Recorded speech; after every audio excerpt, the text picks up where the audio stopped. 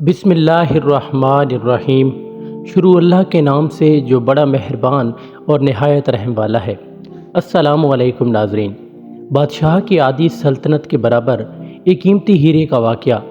ایک روز صبح کے وقت سلطان محمود نے اراکین سلطنت کی عقل و فہم کو امتحان لینے کے لیے خزانہ شاہی سے ایک ہیرا نکالا اور سب سے پہلے وزیر کے ہاتھ میں دے کر اسے دریافت کیا کہ یہ ہیرا کتنے داموں میں فروخت ہوگا۔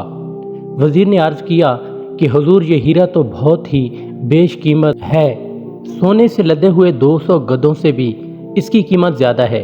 سلطان نے کہا کہ اچھا، تو میرے حکم سے اس بیش بہا ہیرے کو ریزہ ریزہ کر دو۔ وزیر نے عرض کیا کہ حضور، میں اس ہیرے کو ضائع نہیں کروں گا، میں آپ کے خزانہ دولت کا خیر خواہ ہوں اور اس ہیرے کو توڑنا بدخواہی ہوگی۔ بادشاہ نے اس کو شاباش دی اور ایک شاہی پوشاک عطا فرمائی اور اس ہیرے کو وزیر کے ہاتھ سے لے کر سلطنت کے ایک دوسرے مقرب عہدیدار کو دیا اور اسے بھی اس کی قیمت دریافت کی۔ اس نے کہا، حضور، اس ہیرے کی قیمت آپ کی آدھی سلطنت ہے، اللہ اس ہیرے کو محفوظ رکھے۔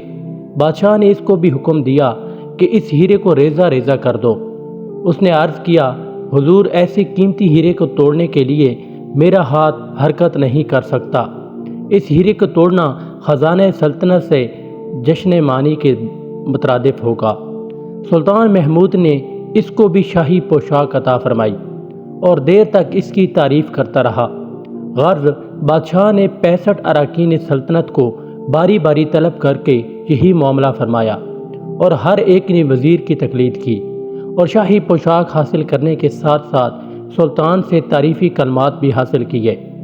بادشاہ جب سب کا امتحان کر چکا اور انعامات دے چکا تو آخر میں ایاز کو طلب کیا اور ہیرے کو اس کے ہاتھ پر رکھ کر کہا کہ اے ایاز، ہر ایک نے اس ہیرے کو دیکھا، تو بھی اس کی شعاعوں اور اس کی چمک کو دیکھ لو اور غور کر کے بتا کہ اس کی کیا قیمت ہوگی۔ ایاز نے عرض کیا کہ حضور، جس قدر و قیمت اس ہیرے کی عرض کروں گا، یہ ہیرا اس سے بھی کہیں زیادہ گرام اور بیش قیمت ہوگا۔ بادشاہ نے حکم دیا کہ اچھا، تو فوراً اس ہیرے کو توڑ دے اور بالکل ریزہ ریزہ کر دے۔ ایاز سلطنت کا مزاج شناس تھا اور سمجھ رہا تھا کہ بادشاہ اس وقت امتحان کر رہا ہے۔ سلطان کا حکم سنتے ہی اس گوہر بیش بہا کو چکنا چور کر دیا اور پوشاک اور انعامات کی ذرا بھی طمع نہ کی۔ جیسے ہی ایاز نے وہ بیش بہا ہیرا توڑا، تمام اراکین سلطنت نے شور برپا کر دیا اور دیوانہ خاص میں ایک ہنگامہ مچ گیا۔ تمام وزراء سلطنت نے کہا، واللہ یہ شخص بڑا ناشکرا اور نمک حرام ہے جس نے اس پر نور محترم ہیرے کو توڑ دیا۔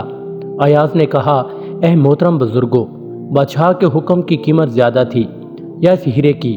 اے لوگوں، تمہاری نظر ہیرے پر ہے، بادشاہ پر نہیں۔